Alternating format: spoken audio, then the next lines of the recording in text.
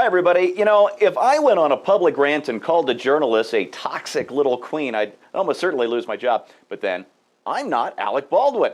I am, however, Steve Green. This is Trifecta, and let's bring on Bill Whittle and Scott Ott and see if we can discover the secret to anger management king Alec Baldwin's continuing success. A quick setup for you now. The Daily Mail's George Stark, well, he got a story wrong. He reported that Baldwin's wife was tweeting from her phone at James Gandolfini's funeral last week. Now, that simply wasn't true. Stark didn't realize that Twitter changed the timestamps to his local time, which was hours after the funeral was over. Now, in response, Baldwin went on an epic Twitter rant, calling Stark, as I said, a toxic little queen, and saying he put his foot up Stark's blanking blank, and this is a quote, "But I'm sure you dig it too much." Bill, TV chef and Obama supporter, I might add, Paula Deen said much milder stuff 30 years ago, and she just lost her job. What makes Baldwin so special? He's a liberal. He backs the right people. He hates the right people. That's the main thing. He had a lot to say about George Bush, had a lot to say about Iraq. He's a liberal champion of liberal causes.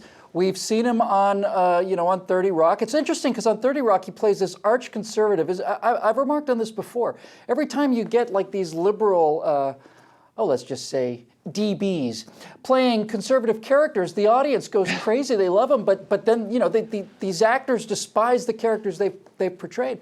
But Alec Baldwin is a bad piece of work, guys. I mean, he had that rant against his own daughter. That was fairly obnoxious and nasty. And I don't know. I mean, there's got to be something wrong with you if you're going to kick Kim Basinger out of bed. You know, I mean, honestly, there's got to be something like cognitively wrong with a guy who could do something like that.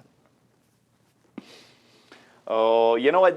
Dean, though, a fairly liberal Democrat, backed Obama. I think the difference in her case is she speaks with a Southern accent. Ooh, can't forgive that. All right, Baldwin's rant didn't end at name-calling. He threatened Stark, saying, "I'm going to find you and I'm going to blank you up." Scott, Baldwin deleted his Twitter account again. He made a couple of apologies again, and GLAAD practically tripped over themselves to accept his apology. Anderson Cooper wondered why Baldwin gets away with it, but nobody else that I saw in the mainstream media bothered even to ask the question. So I'll ask you instead, Scott. Why? Why does he get away with it? Well, to me, what's perhaps more disturbing in any of this than the language he uses, and we've come to expect that from people in Hollywood in general and Alec Baldwin in particular, is the violence, is the incredible, nasty physical threats. I mean, who in our society gets away with making that kind of a threat against anybody, no matter, what sort of slur you append to that?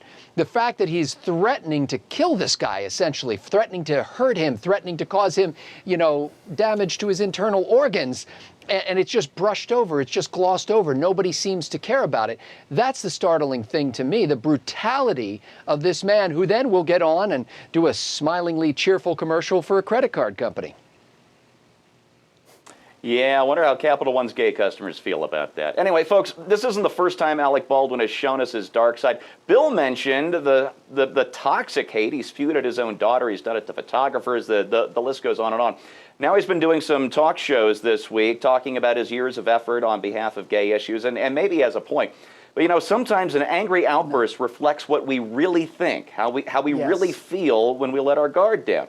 Now, if that's the case, maybe Baldwin's support for gay causes is nothing more than a polite hypocrisy, a small bit of cover to hide his shriveled, dark, and hate-filled little soul.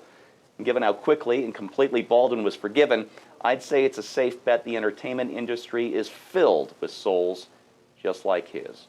For PJTV and Scott Ott and Bill Whittle, I'm Steve Green.